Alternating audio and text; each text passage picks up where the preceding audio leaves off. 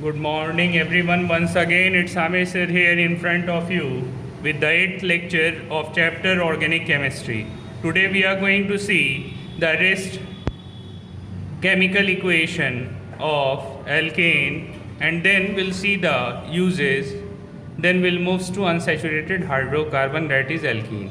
आज हम लोग एल्केन सीरीज़ का लास्ट केमिकल रिएक्शन देखने जा रहे हैं। लास्ट क्लास में हम लोगों ने हाइड्रोकार्बन को अल्डिहाइड में कैटालिटिक ऑक्सीडेशन के थ्रू कैसे चेंज होता है वो सीखा था। जैसा कि आपको याद होगा कि हाइड्रोकार्बन टू अल्डिहाइड कैसे बना था, तो मीथेन को अगर मॉलिब्डेनम ऑक्साइड के कैटेलिस्ट के प्रेजेंस में ऑक्सीडेशन करवाएंगे तो अल्डिहाइड बन रहा था।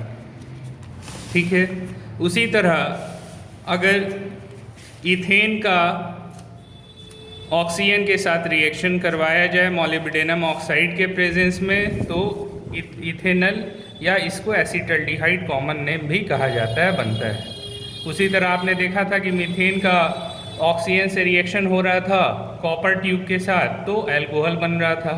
तो अगर मीथेन का ऑक्सीडेशन करवा रहे हैं कॉपर ट्यूब कैटेलिस्ट के साथ तो वो मिथाइल अल्कोहल देगा, जिसको इथेनल आयुपेक नेम कहा जाता है। उसी तरह अगर इथेन को ऑक्सीजन से रिएक्शन करवा रहे हैं कॉपर ट्यूब के प्रेजेंस में, टेम्परेचर 200 डिग्री सेल्सियस है और प्रेशर 120 atm है, तो इथाइल अल्कोहल C2H5OH बन रहा था। तो हम लोग क्या देख रहे थे, चौथा नंबर केमिकल रिएक्शन जो क्या था, कैटालिटिक और कंट्रोल्ड ऑक्सीडेशन। कैटालिटिक और कंट्रोल ऑक्सीडेशन हम लोग देख रहे थे। तो हाइड्रोकार्बन से अल्कोहल कैसे बनता है, कैटेलिस्ट का यूज़ करके कॉपर ट्यूब लेंगे तो अल्कोहल बनेगा। अगर आप मॉलिब्डेनम ऑक्साइड लेते हैं, मीथेन ले रहे हैं, उसका ऑक्सीडेशन करवाया, मॉलिब्डेनम ऑक्साइड कैटेलिस्ट ले रहे हैं तो उससे अल्डिहाइड एक कार्बन वाला फॉर्मल्डिहाइड जिसका आयुपेक नेम इथेनल होगा। ठीक है, उसी तरह दो कार्बन इथेन लिया जा रहा है, ऑक्सीजन से ऑक्सीडेशन करवा लें मॉलिब्डेनम ऑक्साइड के प्रेजेंस में तो दो कार्बन वाला इथेनल बन रहा है, जिसको हम लोग एसिटल्डिहाइड कॉमन नेम हुआ। ठीक है, उसी तरह हम लोगों ने देखा कि अगर नेसेंट ऑक्सीजन लेते हैं तो नेसेंट ऑक्सीजन लेने के लिए K2Cr2O7 प्लस H2SO4 लेना है। तो इन दोनों से क्या मिलेगा, नेसेंट ऑक्सीजन मिलता है, जैसे कि इथाइल अल्कोहल जिसको मिथाइल अल्कोहल है जिसको मिथेनल कहते हैं, उसका अगर ऑक्सीडेशन करवाते हैं किसके प्रेजेंस में, K2Cr2O7 और H2SO4 के साथ, तो हमको मिथेनल अल्डिहाइड मिलता है। फिर उस अल्डिहाइड का फिर ऑक्सीडेशन करवा दीजिए, कैटलिस्ट क्या होगा, K2Cr2O7 और H2SO4, तो उससे कार्बोक्सिलिक एसिड फॉर्मिक एसिड बनता है जिसको इथानोइक एसिड भी कहते हैं। तो अल्कोहल से अल्डिहाइड से ओइक एसिड कैसे बनाते हैं ये तरीका इसमें बतलाया जा रहा है। तो उसके लिए आपको क्या लेना है, अल्कोहल, दो कार्बन का अल्कोहल बनाना है तो C2H5 लेंगे, एक कार्बन का अल्कोहल बनाना है तो CH3 लेंगे। तो यहाँ एक कार्बन का पहला रिएक्शन है, ऑक्सीडेशन करवा रहे हैं, K2Cr2O7 O देता है नेसेंट ऑक्सीजन, अकेला ऑक्सीजन हो तो उसको नेसेंट ऑक्सीजन O कहा जाता है, और एसिड होगा H2SO4। तो ये क्या देगा, नेसेंट ऑक्सीजन और मिथाइल अल्कोहल से क्या बन जाएगा, मिथेनल। आयुपेक नेम की हम बात कर रहे हैं, मिथाइल अल्कोहल से मिथेनल और मिथेनल से क्या बन जाएगा, मिथानोइक एसिड, जिसको कॉमन नेम मिथेनल का कॉमन नेम क्या है, फॉर्मल्डिहाइड CHO लगा हुआ है, और इसका क्या है HCOOH फॉर्मिक एसिड, जिसको कहते हैं कॉमन नेम हो गया कार्बोक्सिलिक एसिड का। जहाँ तक स्ट्रक्चर की बात है तो हमने आपको स्ट्रक्चर भी दिखाया था कि जैसे CH3 है,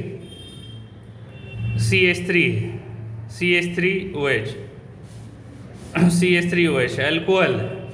ठीक है, तो अब इसमें क्या होगा कि अब जैसे ही नेसेंट ऑक्सीजन लेते हैं आप, नेसेंट ऑक्सीजन लिया गया, ठीक है, अब जैसे ही नेसेंट ऑक्सीजन लेते हैं तो क्या देख रहे हैं कि ये जो है C जो है इसके साथ क्या लग जा रहा है, पहले क्या CH3OH है, अब क्या हो जाएगा CHO में ये चेंज हो जाएगा, CH3OH से ये किस में चेंज हो जाएगा, CHO में चेंज हो जाएगा, और यहाँ क्या लग जाएगा, एक H रह जाएगा। तो ये हो गया आपका मिथेनल, जिसको फॉर्मल्डिहाइड कहा जा रहा है। फिर इसका ऑक्सीडेशन करवा देना है, नीचे में K2Cr2O7 ले लेना है, तो अब ये किस में इसको चेंज कर देगा, अब जैसा CHO है उसके जगह पे क्या आ जाएगा, COOH आ जाएगा, और इधर में क्या ले लेंगे, एक H ले लेंगे। ठीक है, देख रहे हैं कैसे कैसे हो रहा है। तो CH3OH है अल्कोहल है, तो अल्कोहल से फिर किस में चेंज हुआ, अल्डिहाइड CHO में, फिर अल्डिहाइड से किस में चेंज हो गया, COOH कार्बोक्सिलिक एसिड। तो एक को क्या कहते हैं, मीथानोइक एसिड। मीथेन में ई हटा के ओइक एसिड डाल दिया। उसी तरह मीथेन में ई हटा के अल लगा दिया, मीथेनल हो गया। ठीक है, उसी तरह अल्कोहल में मीथेन से ई हटा के क्या लगा देंगे, ऑल लगा देंगे। तो ये मीथेनॉल, इसका ऑक्सीडेशन हुआ मीथेनल में, ये मीथेनल में, और मीथेनल का फिर ऑक्सीडेशन किस में हो गया, मीथानोइक एसिड में। कॉमन नेम क्या है, इसको मिथाइल अल्कोहल कहते हैं। इसका कॉमन नेम क्या है, फॉर्मल्डिहाइड। इसका कॉमन नेम क्या है, फॉर्मिक एसिड। ठीक है, जो यहाँ पे दिखा जा रहा है, देखिए यहाँ पे इस चीज़ को मेंशन कर रहे हैं, फॉर्मल्डिहाइड, ये फिर क्या हो गया, फॉर्मिक एसिड। तो कैटलिस्ट जो है वो याद रखना होगा कि कौन, तो इसमें कैटलिस्ट या तो KMnO4 भी लिया जा सकता है, K2Cr2O7 भी ले सकते हैं। एसिड होना चाहिए, वो क्या देगा, नेसेंट ऑक्सीजन, वही इसमें ऑक्सीजन जोड़ता जाता है, और अल्कोहल से अल्डिहाइड, अल्डिहाइड से कार्बोक्सिलिक एसिड बन जाता है। फिर उसी तरह से अगर इथाइल अल्कोहल, इथेनल बनाना चाह रहे हैं, जिसको हम लोग इथेनल है, तो उसको एसिटल्डिहाइड कहते हैं, या इथानोइक एसिड, जिसका कॉमन नेम है एसिटिक एसिड बनाना चाह रहे हैं इथाइल अल्कोहल से, इथेनॉल से। तो इथेनॉल से उसका ऑक्सीडेशन करवाया, K2Cr2O7 कैटलिस्ट और H2SO4 के प्रेजेंस में, तो क्या बना दिया, इथेनल बन गया, जिसका कॉमन नेम एसिटल्डिहाइड है। फिर ऑक्सीडेशन करवाया K2Cr2O7 के प्रेजेंस, एसिड के प्रेजेंस में, एसिटल्डिहाइड का, इथेनल का, तो क्या दे दिया, इथानोइक एसिड, जिसका कॉमन नेम एसिटिक एसिड है। ठीक है, तो अब ये 4 रिएक्शन हो गया, लास्ट क्लास में ये बतला चुके हैं, रिवीजन हुआ। 5वां जो रिएक्शन है वो है high temperature partial oxidation. High temperature पे क्या होगा, पार्शियल ऑक्सीडेशन होता है, जिसको पायरोलिसिस और क्रैकिंग भी कहा जाता है। तो हाई टेम्परेचर पे अगर पार्शियल ऑक्सीडेशन हो रहा है तो उसको क्या कहेंगे, पायरोलाइसिस, या उसी को क्रैकिंग भी कहा जाता है। तो पूछा जा सकता है what is cracking, what is pyrolysis. तो बताना है, alkanes on heating to a high temperature in absence of air yield a mixture of saturated and unsaturated hydrocarbon and hydrogen. कहने का मतलब कि हाई टेम्परेचर पे क्या होता है, अगर ऑक्सीजन आप नहीं लेते हैं और हाई टेम्परेचर बहुत कम ऑक्सीजन ले रहे हैं, तो बहुत कम ऑक्सीजन पे क्या होगा, हाई टेम्परेचर देने पे आपको जो है सैचुरेटेड हाइड्रोकार्बन में मिलेगा सिंगल बॉन्ड वाला एल्केन, और अनसैचुरेटेड डबल और ट्रिपल बॉन्ड वाला एल्कीन एल्काइन भी मिलता है हाइड्रोजन के साथ। तो ये रिएक्शन क्या कहलाता है, अगर alkane on heating to a high temperature in absence of air होगा तो हमको किसका मिक्सचर मिलेगा, सैचुरेटेड हाइड्रोकार्बन का भी और अनसैचुरेटेड हाइड्रोकार्बन का भी, सिंगल बॉन्ड वाला भी, डबल बॉन्ड वाला भी, और साथ में हाइड्रोजन भी मिलता है। तो इस रिएक्शन को क्या कहते हैं, पायरोलिसिस। तो पायरोलिसिस क्या हुआ, heating the alkanes in at high temperature in absence of air is called pyrolysis और क्रैकिंग। ठीक है, पायरो का मतलब होता है हीट, लाइसिस का मतलब टू ब्रेक, मतलब हीट दे करके हाइड्रोकार्बन को ब्रेक किया जा रहा है। तो किस में ब्रेक हो रहा है, सैचुरेटेड और अनसैचुरेटेड हाइड्रोकार्बन में। अब पहला है मीथेन। तो मीथेन का बहुत लिमिटेड ऑक्सीडेशन करवा रहे हैं, जिसको पार्शियल ऑक्सीडेशन कह रहे हैं। टेम्परेचर कितना है, बहुत ज़्यादा है, 1500 डिग्री सेल्सियस। तो मीथेन का 6 मॉलिक्यूल लिया गया, तो उससे क्या मिल रहा है, 2 मॉलिक्यूल इथाइन का मिल रहा है, एसिटिलीन जिसका कॉमन नेम है इथाइन, मतलब कार्बन कार्बन के बीच ट्रिपल बॉन्ड, और साथ में क्या मिल रहा है, कार्बन मोनोऑक्साइड मिल रहा है, CO मिल रहा है, डबल बॉन्ड होता है कार्बन मोनोऑक्साइड में, C डबल बॉन्ड हो, और क्या मिल रहा है, हाइड्रोजन मिल रहा है। तो ये रिएक्शन में याद रखना है कि 6 है, तो 6 से क्या मिल रहा है, 2 एसिटिलीन मिल रहा है, 2 कार्बन मोनोऑक्साइड का मॉलिक्यूल यहाँ पे प्रोड्यूस हो रहा है, क्योंकि यहाँ पे 2 कार्बन है ना, 2 कार्बन है, 2 2 ज़ा 4 कार्बन हो जाएगा इसमें, और 2 पहले से है 6। ठीक है, उसी तरह देखिए मीथेन है, मीथेन को इन absence of oxygen 1000 degree Celsius पे हीट करेंगे तो कोक देगा। कोक कहने का मतलब सिर्फ C plus H2 hydrogen gas produce हो रहा है। उसी तरह इथेन को अगर 500 डिग्री सेल्सियस पे हीट करते हैं तो हमको क्या मिलता है, इथीन, और जिसका कॉमन नेम है इथिलीन, और हाइड्रोजन गैस प्रोड्यूस होता है। तो ये रिएक्शन क्या कहलाता है, पायरोलाइसिस और क्रैकिंग। पायरोलाइसिस क्या हुआ, लिमिटेड ऑक्सीजन होना चाहिए, जिसको पार्शियल ऑक्सीडेशन कह रहे हैं, और टेम्परेचर क्या होना चाहिए, हाई।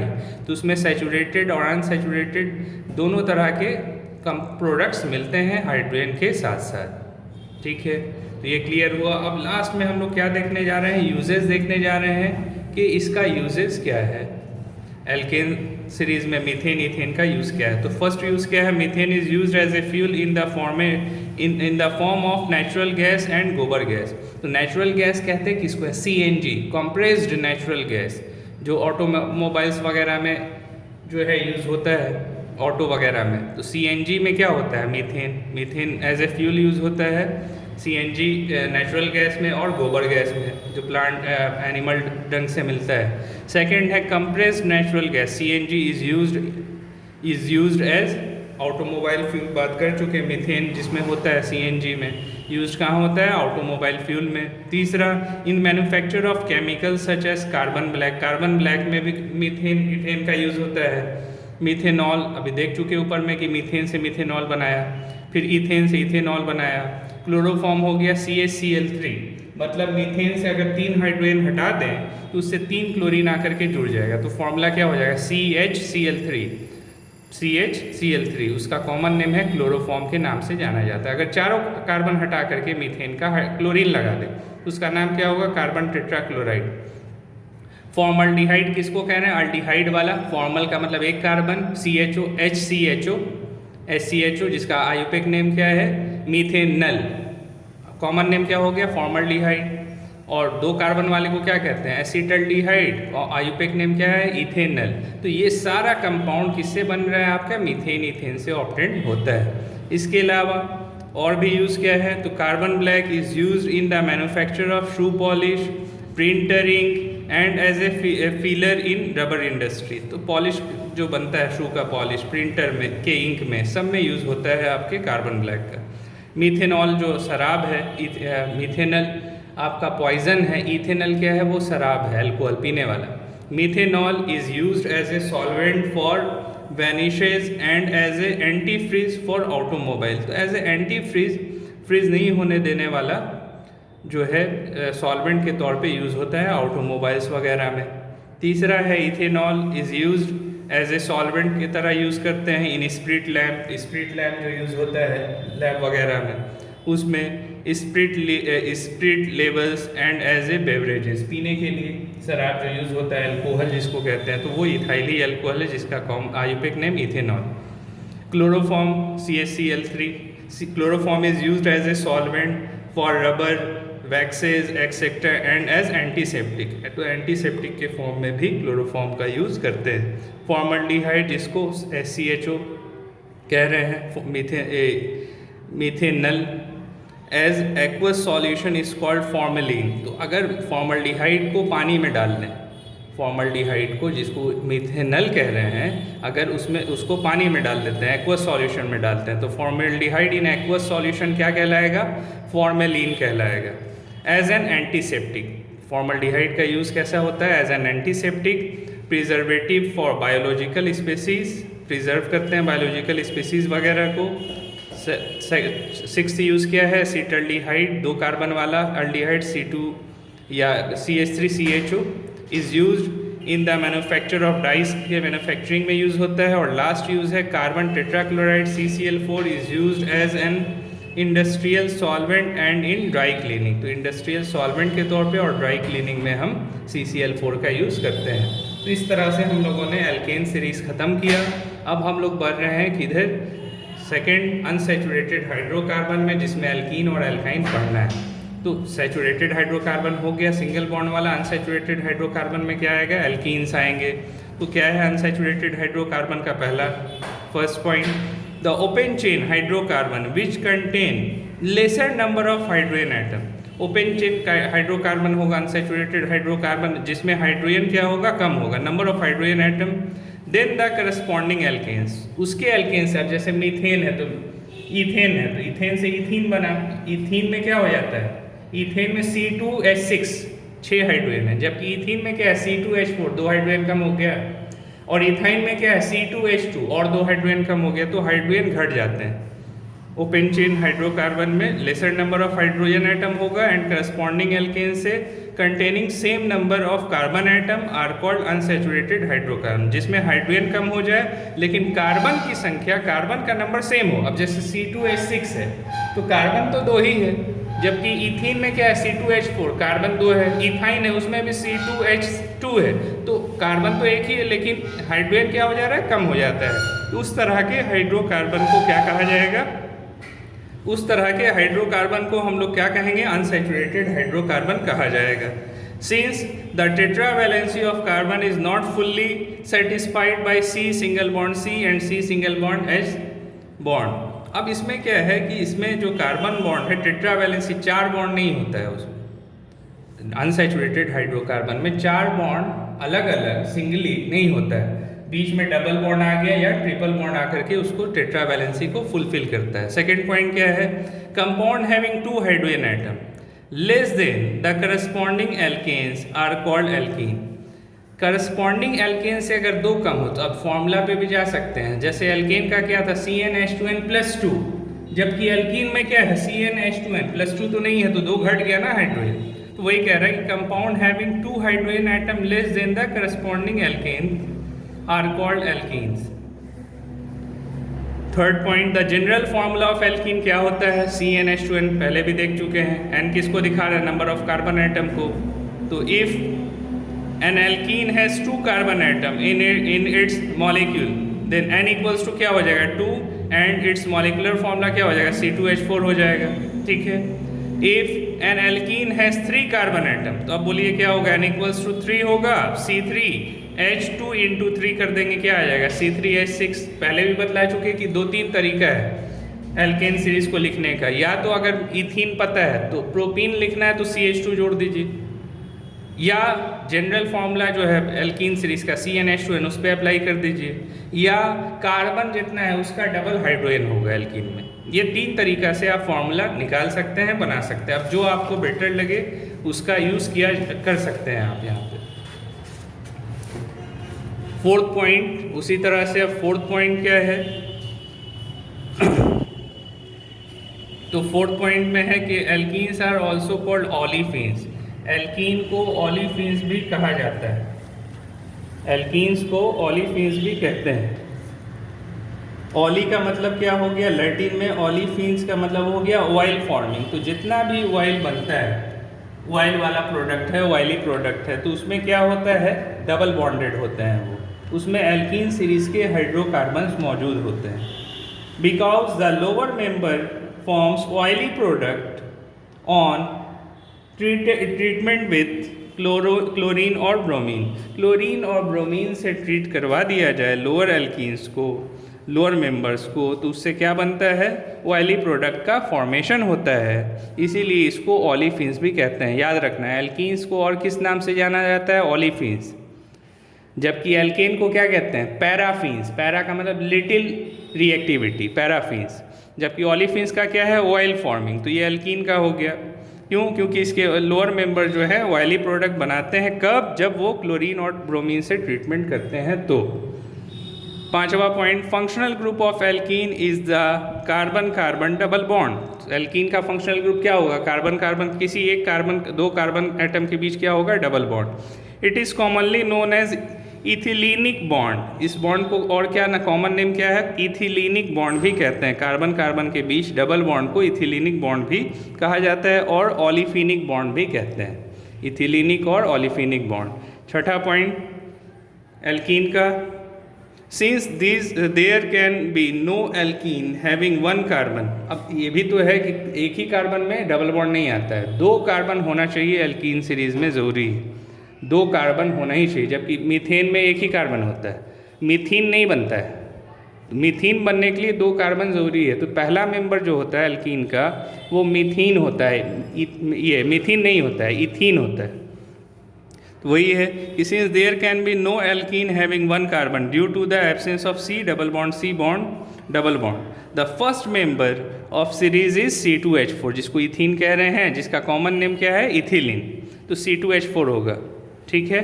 जबकि मीथेन, एल्केन में मीथेन होता है, जबकि एल्कीन में मीथेन नहीं होता है, इथीन से स्टार्ट होता है। क्योंकि ज़रूरी है कार्बन कार्बन का डबल बॉन्ड होना, एक कार्बन कार्बन के बीच डबल बॉन्ड, 2 कार्बन के बीच एक डबल बॉन्ड होना ज़रूरी है, ठीक है।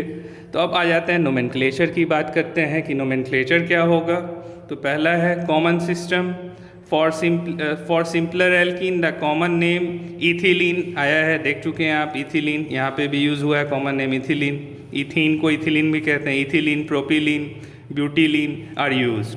These are derive by changing the ending, ane की जगह पे क्या लगा दिए, इलीन, YLENE लगा दिया, YLENE, एन की जगह पे YLENE लगा देना है, तो ये इसका कॉमन नेम हो जाएगा। In the name of corresponding alkane, alkane में क्या लगा देना है, एल्किलीन, ANE हटा के क्या लगा देना है, YLENE लगा देना है। अब ये तो रहा common name. IUPAC name main important है, तो आयुपेक सिस्टम में क्या है, for naming alkene according to IUPAC system पहला काम क्या होगा, the longest continuous chain containing the carbon carbon double bond is selected. तो सबसे पहला काम क्या होगा कि लॉन्गेस्ट चेन लेना है, और वैसा लॉन्गेस्ट चेन लेना है जिसमें कार्बन कार्बन के बीच डबल बॉन्ड हो, is selected as the parent hydrocarbon, पहला काम हो गया। दूसरा, the name of the parent alkene is obtained by changing the suffix ane to ene. अब नाम में क्या बदलाव आएगा पेरेंट चेन के, तो अब जहाँ एन लगा रहे थे वहाँ क्या कर देंगे, नेम में इन हो जाएगा, in the name of corresponding alkanes. तो नाम के अंत में आप एन की जगह क्या करेंगे, अब इन का यूज़ करेंगे। तीसरा, the parent carbon chain is numbered from the end that gives the lowest possible number two the carbon atom of the double bond. अब पेरेंट कार्बन एटम में डबल बॉन्ड जिधर पे लिस्ट नंबर पे आए, जिधर से डबल बॉन्ड पहले आए उसी एंड से काउंटिंग स्टार्ट करना है, नंबरिंग देना है। Although the double bond involves two carbon atom, its position is designed by the number of first doubly bonded carbon atom. मतलब कहने का कि अगर कार्बन कार्बन के बीच में डबल बॉन्ड है तो जिधर से डबल बॉन्ड पहले लिस्ट नंबर पे आ रहा है उसी नंबर पे उसका पोजीशनिंग भी हो जाता है। अब जैसे देखिए यहाँ फॉर एग्जांपल बात कर रहा है, तो अब इधर में कार्बन का नंबरिंग पहले तो लॉन्गेस्ट चेन ढूंढ लिया 1 2 3 4, फिर क्या करना है दूसरा स्टेप कि आपको डबल बॉन्ड जिस साइड से पहले आ रहा है उधर ही से करेंगे। तो अब देखिए इधर से 1 2 3 पे आ रहा है, जबकि राइट साइड से किधर आ रहा है, 1 ही पे आ रहा है, तो लिस्ट नंबर लेना है। तो 1 कहने का मतलब जस्ट कार्बन जिस नंबर पे आ रहा है उसके बगल वाला अगर डबल बॉन्ड है तो उसी कार्बन का नंबर कंसिडर होगा। कहने का मतलब कि अब जैसे 1 के बाद डबल बॉन्ड है, तो अब ये नहीं कहेंगे कि 2 पे डबल बॉन्ड है, 1 ही का डबल बॉन्ड कहलाएगा ये, ठीक है। नंबरिंग लिखने के टाइम में आपको इसको 1 ही कंसिडर करना है, ठीक है। जैसे देखिए यहाँ पे क्या है, ब्यूट, अब 4 कार्बन है, 1 2 3 4, 4 को क्या कहते हैं, ब्यूट। कार्बन के बीच डबल बॉन्ड है तो क्या हो जाएगा, इन हो जाएगा। अब कहाँ लगा हुआ है डबल बॉन्ड, तो पहले वाले कार्बन से लगा हुआ है, तो क्या हो जाएगा, ब्यूट -1 इन, ब्यूट 1 इन कहलाएगा, ना कि ब्यूट 2 इन कहेंगे। यही समझाना चाह रहा है पॉइंट 3 में आपको। उसी तरह यहाँ देखिए, तो यहाँ तो दोनों साइड से इक्वल है, 1 2, इधर 3 4, 4 कार्बन है ब्यूट। अब डबल बॉन्ड कहाँ है, इधर से अगर 1 2 लेते हैं तो 2 पे आ जाएगा, इधर से 1 2 ले तो इधर भी 2 पे आएगा, दोनों लिया जा सकता है, कोई दिक्कत नहीं। लेकिन अब इधर से लेते तो 1 2 पे ही डबल बॉन्ड 2 पे पोजीशन 2 लिखा था, ठीक है। या इधर से ले रहे हैं 1 2, तो 3 पे नहीं बोलेंगे, ये 2 के बाद जो डबल बॉन्ड है तो लिस्ट नंबर पे डबल बॉन्ड को लेते हैं, लिस्ट नंबर वाले कार्बन आइटम्स। तो यही वजह है कि ब्यूट 2 इन होगा, ना कि ब्यूट 3 इन। 3 इन गलत हो जाएगा, ठीक है। तो 3 पॉइंट समझ गए।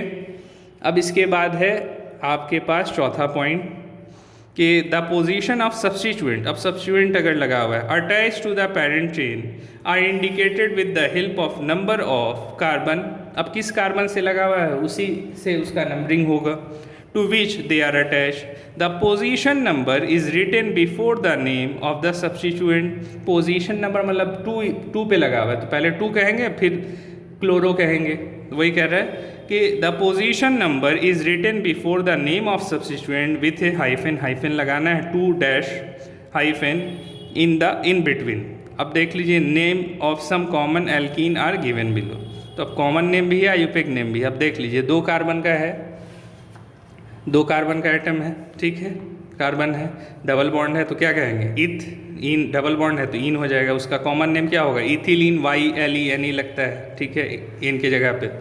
अब 3 कार्बन है तो 1 2 3, तो कहाँ पे लगा है, 1 से डबल बॉन्ड लगा हुआ है तो 3 को क्या कहेंगे, प्रोप। अब यहाँ प्रोपीन भी सही है, अगर 1 पे लगा रहता है तो प्रोपीन सही है। या आप अगर इसको ऐसे लिखिए, प्रोप वन इन, तो वो भी सही होगा। प्रोप लिख दिया, फिर डैश वन, फिर डैश इन, तो वो ज़्यादा बेटर है। प्रोपीन भी सही है, लेकिन प्रोप वन इन लिखना ज़्यादा सही होगा। अब कॉमन नेम क्या हो गया? प्रोपिलीन। ठीक है, अब देख लीजिए, इसका बना के हम लोग देख लेते हैं इसको। तीसरा, जैसे तीसरा नंबर है, तो अब तीसरे नंबर में क्या है? ये वाला, तो CH3 C double bond CH2 और यहाँ लगा हुआ है क्या? CH3। ठीक है, अब इसका नंबरिंग कैसे करेंगे? तो सबसे पहले लॉन्गेस्ट चेन 1 2 3 1 2 3, हर जगह से 3 ही आ रहा है। किधर से करना है? जिधर से डबल बॉन्ड लिस्ट नंबर पे आ जाए, तो इसी साइड से करेंगे। इस कॉर्नर से 1 2, नीचे भी 3 ले सकते थे, इधर भी, क्योंकि कोई प्रॉब्लम नहीं है उससे। तो हो गया। अब यहाँ पे एक सब्स्टिट्यूएंट आ गया 2 नंबर पे, तो पहले तो सब्स्टिट्यूएंट का नाम लिखते हैं। तो पहले सबसे बतलाया गया कि उसका जो नंबर है वो लिख दीजिए, 2 लिख दिया, और नंबर के बीच में क्या देना है? हाइफन दे दिया। ठीक है, 2 डैश। अब क्या है? कौन सा सब्स्टिट्यूएंट लगा हुआ है? एक कार्बन का है। ठीक है, उसको क्या कहेंगे? मीथाइल लिख देंगे यहाँ पे, 2 मीथाइल। ठीक है, 2 मीथाइल हो गया। ठीक है, अब फिर क्या? फिर अगर वर्ड है, अगर फिर नंबर आ रहा है तो फिर आपको डैश देना होगा। अगर वर्ड है तो नंबर डैश देने की ज़रूरत नहीं है, हाइफन नहीं देना है। तो अब हो गया 2 मिथाइल। 3 कार्बन को क्या कहते हैं? प्रोप। प्रोप। ठीक है, प्रोप हो गया। 3 कार्बन को प्रोप कहते हैं। और कहाँ पे लगा हुआ है डबल बॉन्ड? तो 1 नंबर पे लगा हुआ है, 1 नंबर कार्बन से, तो प्रोप 1 लिख देंगे। और क्या लगा हुआ है? डबल बॉन्ड को क्या लिखते हैं? उसका सफिक्स इन हो जाएगा।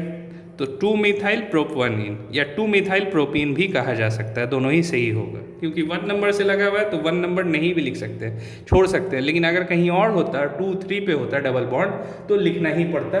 और बेटर है कि आप इसी को फॉलो कीजिए। अब देखिए यहाँ पे क्या आया, तो क्या लिख रहा है? 2 मिथाइल प्रोपीन लिख रहा है, जबकि हम लोग क्या लिखे हैं? 2 मिथाइल प्रोप 1 इन। तो ये भी सही है, ये भी सही है, 1 नंबर पे चलेगा, प्रोप 1 नंबर लिखने की ज़रूरत नहीं। और जबकि एक हैंग कर रहा हो, याद होगा कि मेन लॉन्ग चेन से अगर एक कार्बन हैंग कर रहा होगा तो उसको क्या कहते हैं? आइसो लगाते हैं, और आइसो हो गया। ठीक है, 4 कार्बन को क्या कहते हैं? ब्यूट। ठीक है, आइसो ब्यूट हो गया। क्योंकि डबल बॉन्ड है तो इसका क्या हो जाएगा? YLE लग जाएगा, ब्यूटिलीन, आइसो ब्यूटिलीन कहा जाएगा। आयुपेक नेम 2 मिथाइल प्रोपीन होगा।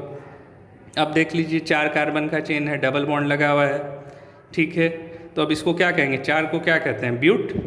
1 से लगा हुआ है तो ब्यूट 1 इन हो जाएगा। यहाँ देखिए उसी तरह 1 2 3 4 2 नंबर से लगा हुआ है, चाहे इधर से जाए चाहे इधर से जाए, तो 4 को ब्यूट 2 इन। अब इसका कॉमन नेम देख लीजिए, 4 कार्बन को क्या कह रहा है? अल्फ़ा ब्यूटिलीन या 1 ब्यूटिलीन कहा जाता है। उसी तरह अगर अल्फ़ा इसलिए कह रहा है कि 1 नंबर कार्बन को क्या कहता है? अल्फ़ा मान लेता है कि अल्फ़ा नंबर कार्बन है, तो उसको अल्फ़ा ब्यूटिलीन भी कहा जाता है। या 1 से लगा हुआ है डबल बॉन्ड तो 1 ब्यूटिलीन भी कहेंगे। 2 नंबर से डबल बॉन्ड लगा हुआ तो उस कार्बन को बीटा मान लेते हैं, तो बीटा ब्यूटिलीन और 2 ब्यूटिलीन कहा जा सकता है। ठीक है,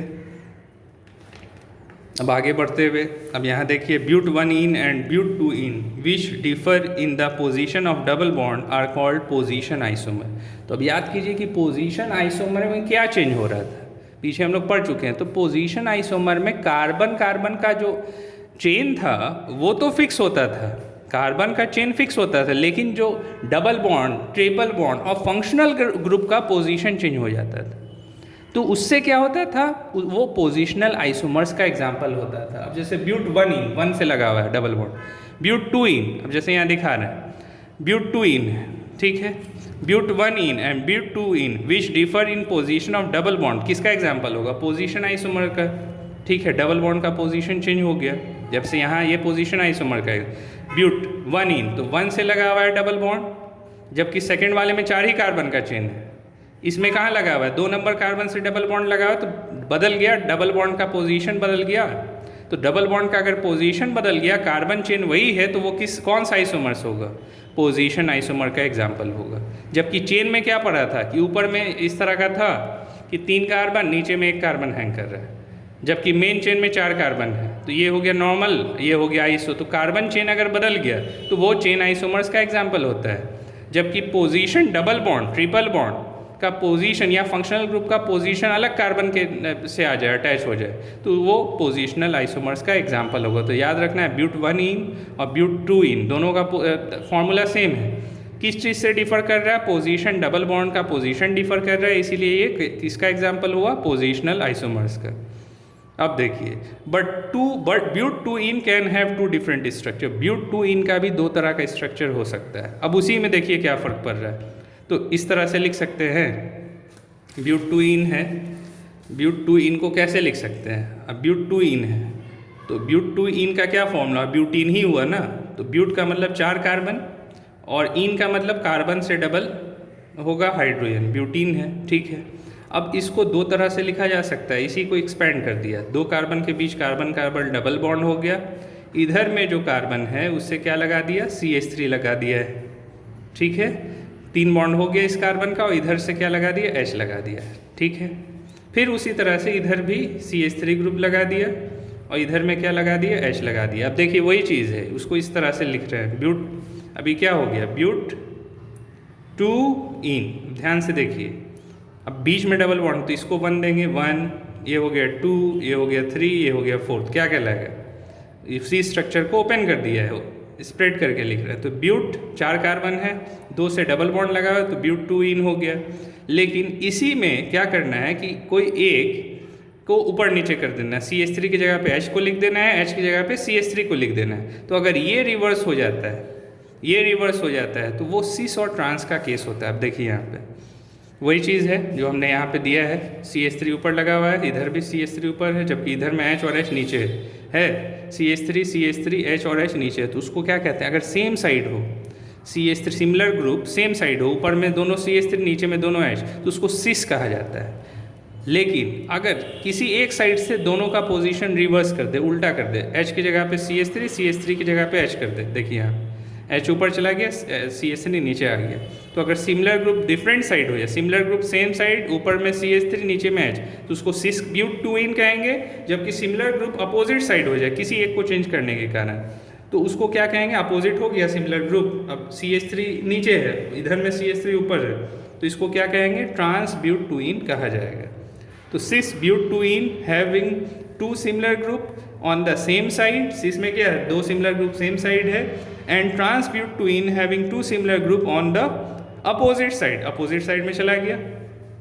आर कॉल्ड, ये भी एक तरह का आइसोमर है जिसको क्या कहते हैं? Geometrical isomer.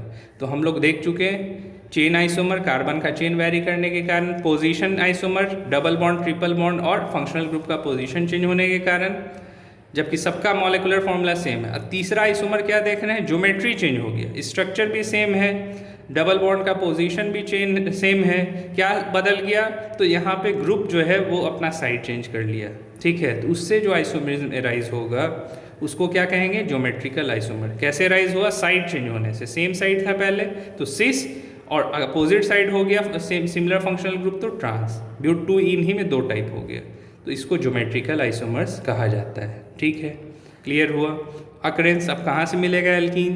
तो पहला alkene being much more reactive, बहुत रिएक्टिव, एल्केन तो कम था, पैराफिन्स था reactive, then alkane seldom occurs free in nature, nature में